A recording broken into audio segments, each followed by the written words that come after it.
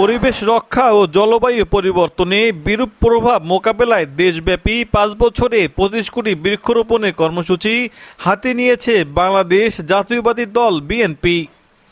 এরই ধারাবাহিকতায় পটুয়াখালীর বাউফলে শিক্ষার্থীদের মাঝে ফলজ ও ভেষজ গাছের চারা বিতরণ করা হয়েছে। বুধবার সকাল 10টার দিকে বাউফল সরকারি মডেল মাধ্যমিক বিদ্যালয় প্রাঙ্গণে পৌর বিএনপি সভাপতি মোহাম্মদ হুমায়ুন কবিরের নেতৃত্বে এই কর্মসূচি আয়োজন করা হয়।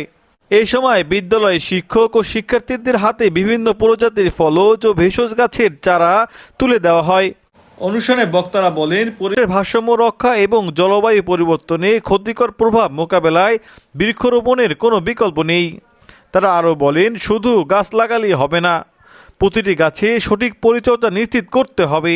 সবুজ ও বাসযোগ্য বাংলাদেশ গড়ে তুলতে নতুন প্রজন্মকে বৃক্ষরোপণে উদ্বুদ্ধ করার আহ্বান জানান তারা। অনুষ্ঠানে বিদ্যালয়ের শিক্ষক, শিক্ষার্থী এবং স্থানীয় বিএনপি নেতাকর্মীরা উপস্থিত ছিলেন।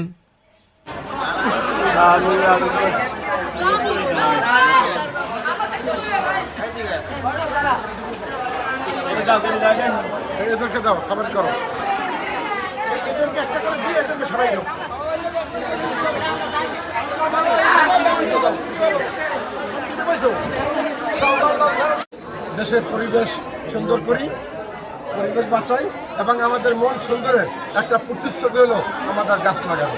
সুতরাং আসুন আমরা সমাজের সবাই মিলেমিশে সকল ভেদাভেদ ভুলে আমরা গাছ লাগাই। তাই আজকে এই শুভ উদ্বোধন করতে যাচ্ছি আমাদের প্রধান শিক্ষকের হাতে আমরা 2টা করে গাছ আমরা তুলে দিচ্ছি।